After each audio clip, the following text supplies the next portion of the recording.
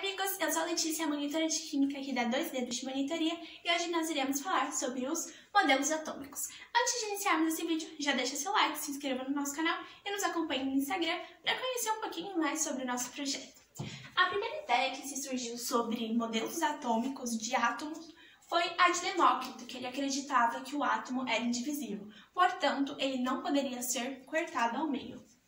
A primeira teoria de fato que aconteceu, que foi uma teoria, vamos dizer assim, de verdade, foi a do Dalton, que era o modelo da bola de bilhar.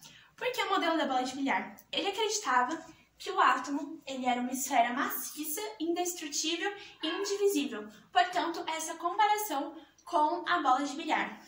Aí que eu separei um pouquinho. Toda a matéria ela é constituída por átomos, a esfera ela é maciça e os átomos são indivisíveis e indestrutíveis. Aí que eu separei a imagem de uma pequena demonstração do nosso átomo do Dalton.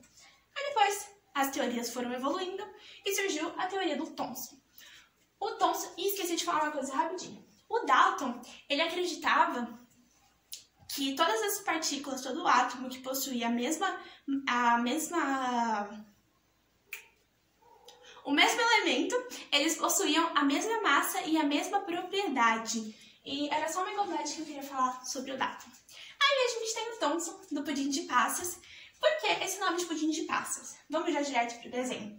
Ele acreditava que o átomo ele era constituído por partículas positivas, que eram os prótons, que são os prótons, e elas ficavam aí jogadas no meio desse átomo. E aí, dentro desse átomo, surgiam as partículas negativas, que são os elétrons. Por isso ficou conhecido como pudim de passas. Vou reformular melhor. Nesse fluido, que é como se fosse a massa do pudim, a gente vê as partículas positivas, a gente vê os prótons. E aqui, essas bolinhas verdes seriam os elétrons, que seriam como se fossem as passas. É parecido com pudim, vai? E aí, aqui ele foi o primeiro modelo a propor a existência das partículas subatômicas. Ele descobriu as cargas negativas, ele descobriu os elétrons e a experiência dos raios catódicos. Para comprovar a existência desses raios, dessas cargas negativas, ele fez a experiência dos raios catódicos. E aí eu separei uma foto aqui desse experimento que ele fez, e ele falava que os raios catódicos são desviados devido à atração pelo polo positivo. E daí, com isso, ele conseguiu comprovar que existia, de fato, essa carga negativa. Basicamente, era isso. E aí, vem a teoria que eu mais gosto, que é a do Rutherford. E ele é o conhecido como a teoria do sistema solar, porque parece o sistema solar, as órbitas e tudo mais. Aí aqui ele falava bombardeio com partículas alfas. Ele usou partículas alfas para realizar esse experimento. Quando a gente for falar sobre radioatividade, eu vou focar um pouquinho mais nelas, mas basicamente é uma das partículas, é a partícula radioativa que não é tão radioativa comparada com a gama e com a beta. E aí a gente tem, ele descobriu as órbitas circulares e ele ele acreditava que o núcleo ele era pequeno, central e positivo. A maior parte do átomo é vazia. Foi isso que ele concluiu com o experimento dele. Ou seja, ele acreditava que aqui nessa eletrosfera tinham os elétrons e no núcleo ficava a carga positiva, que era o próton. E aí ele fez o experimento da lâmina de ouro, onde ele pegou uma caixinha de chumbo e colocou polônio nela. Não era de chumbo, era de cobre. Não, era chumbo mesmo, gente. Ele fez uma caixinha de chumbo com polônio. E aí, aqui era a fonte dessas partículas alfas. Aí, quando elas eram lançadas nessa lâmina de ouro, ele percebeu que algumas desviavam e outras atravessavam.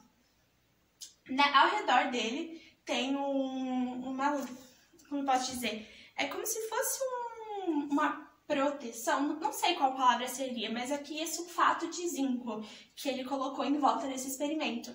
E aí ele percebeu que quando ele enviava essas partículas alfas, algumas atravessavam essa lâmina e outras batiam e refletiam. E isso ele percebeu principalmente que acontecia no centro. Aí eu trouxe uma simulação para vocês, que é o espalhamento de Rutherford. Aqui é como se fosse a caixinha de chumbo que eu falei. De chumbo, isso. Com o elemento aqui dentro. E aí aqui é a nossa lâmina de ouro. E aqui são os níveis de energia do elétron. E aqui nessa bolinha que vocês estão vendo é um núcleo carregado com cargas positivas. Quando ele lançava essas partículas alfas, elas eram mandadas Aí, ó, vocês podem perceber que aqui ela simplesmente atravessa. E algumas elas vão batendo no núcleo e vão desviando. Não sei se dá pra ver direitinho, eu vou deixar o link dessa simulação que eu tô usando, que é da PET.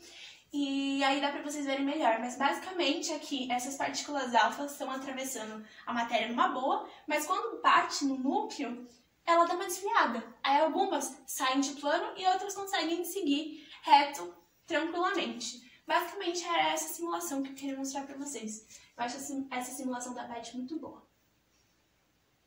Logo em seguida,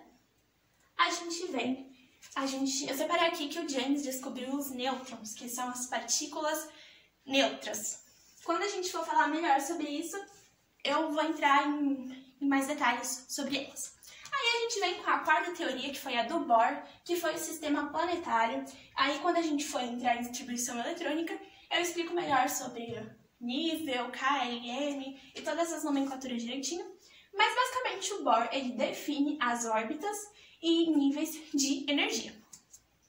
Ele trabalhou apenas com hidrogênio, que era um único elétron. O hidrogênio, ele tinha apenas um único elétron.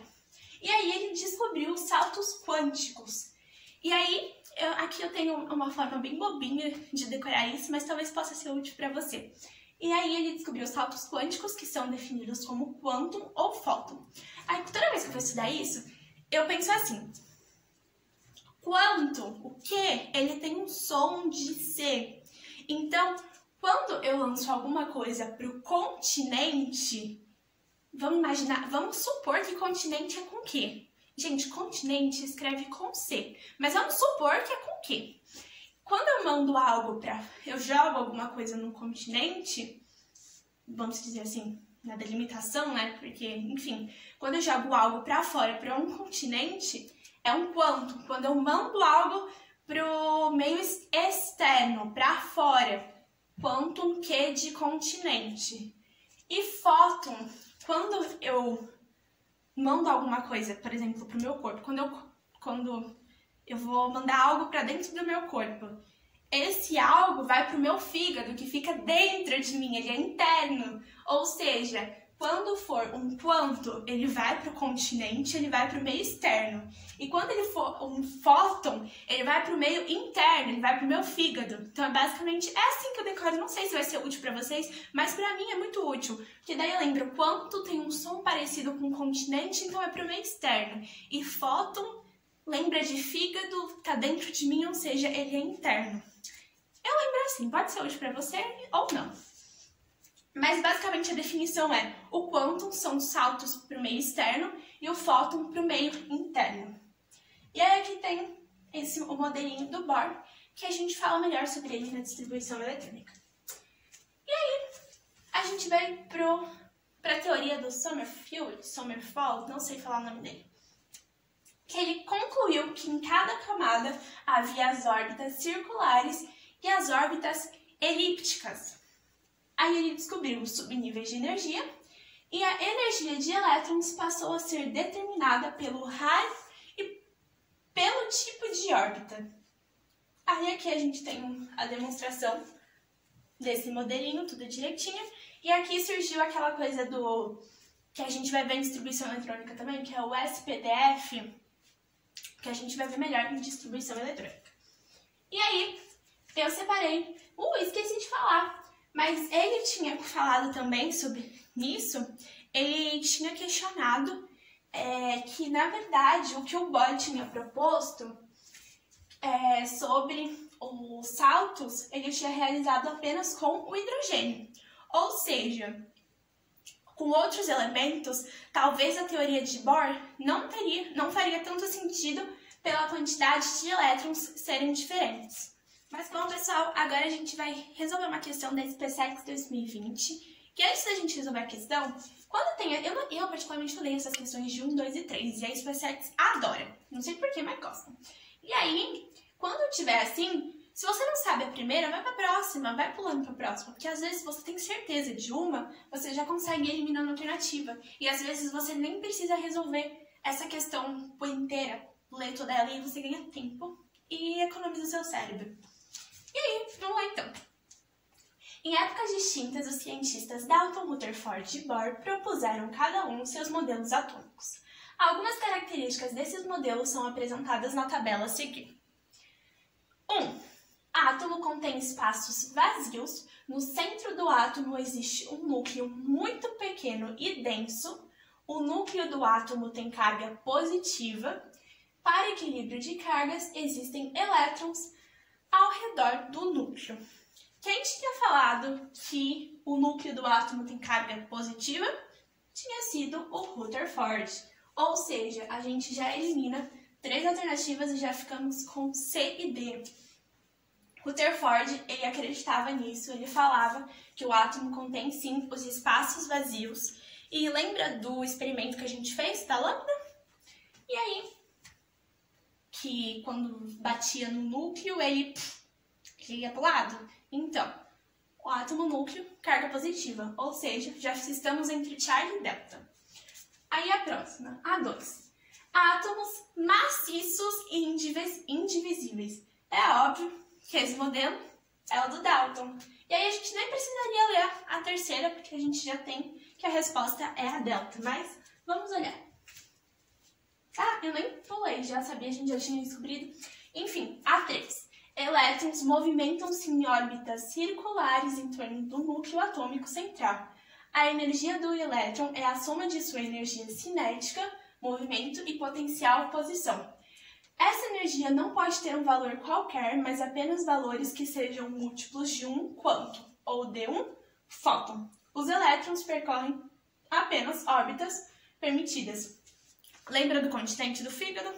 Então a gente já mata que esse é o modelo de Bohr. Ou seja, a alternativa correta é a Delta. Modelo 1, Rutherford. Modelo 2, do Dalton. E o modelo 3, do Bohr. Basicamente, é isso que eu tenho para passar hoje. Espero que vocês tenham gostado desse vídeo. Eu vou deixar na nossa plataforma de conteúdos esse slide, caso vocês queiram fazer alguma anotação ou estudar. Deixar uma lista de exercícios sobre isso.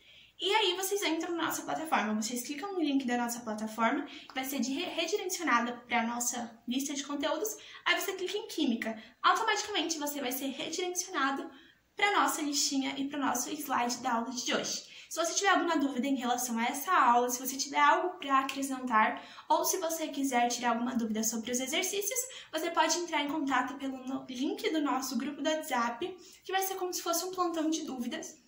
Então você pode entrar nesse grupo, que lá a gente vai estar mandando várias coisas, várias novidades, inclusive muita coisa boa por aí. E basicamente é isso então. Muito obrigada por terem ficado até o final. Um beijo e até a próxima.